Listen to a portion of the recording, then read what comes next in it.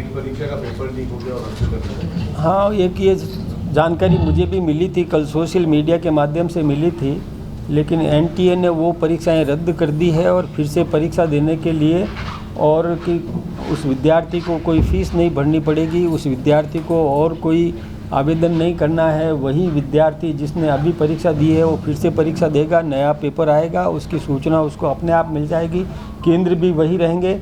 ये कोई केरल से मुझे ऐसी सूचना मिली है कि पहले कोई केरल से लीक हुआ, लेकिन ये जांच का विषय है, उसको और जांच एजेंसी को, जो कि प्रतिष्ठित जांच एजेंसी है, उसको दे दिया है।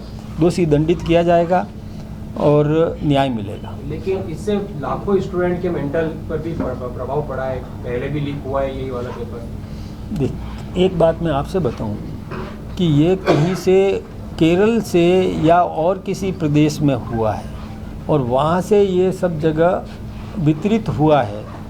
बात आपकी सही है, परेशानी तो विद्यार्थी को कि दोबारा देना पड़ेगा, ये परेशानी उसकी है, लेकिन एनटीए को धन्यवाद देना चाहिए हम कि तत्काल फैसला ले लिया कि इमीडिएट तुरंत ही परीक्षाएं हो जाएगी, तो उसको कोई व्यवधान दूसरा नहीं होगा, केवल दोबारा परीक्षा देनी होगी।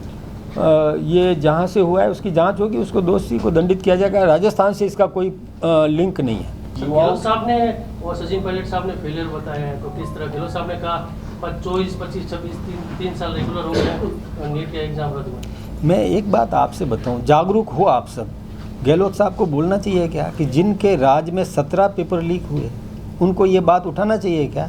हमारे राज्य में नहीं हुआ है, राजस्थान में, ये कहीं केरल से आया, दूसरे प्रांतों से आया। और गहलोत साहब जो 100 चूहे खाए बिल्ली हज को चली, वो ये विषय उठा रहे हैं। सचिन पायलट जी जो उप मुख्यमंत्री रहते हुए वो विषय उठा रहे हैं।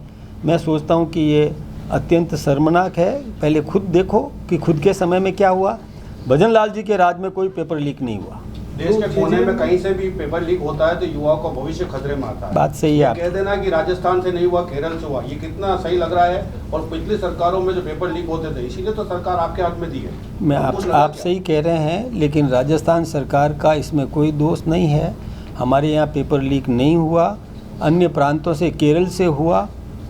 जांच हो जाएगी, दोषी को दंडित किया जाएगा। मैं मानता हूँ आपकी बात कि पेपर लीक नहीं होना चाहिए था, गलत हुआ, लेकिन केंद्र सरकार को इसलिए धन्यवाद देता हूँ कि तत्काल निर्णय लिया, देरी नहीं की, किसी के भविष्य के साथ खिलवाड़ नहीं हो, इसका पूरा ध्यान रखा।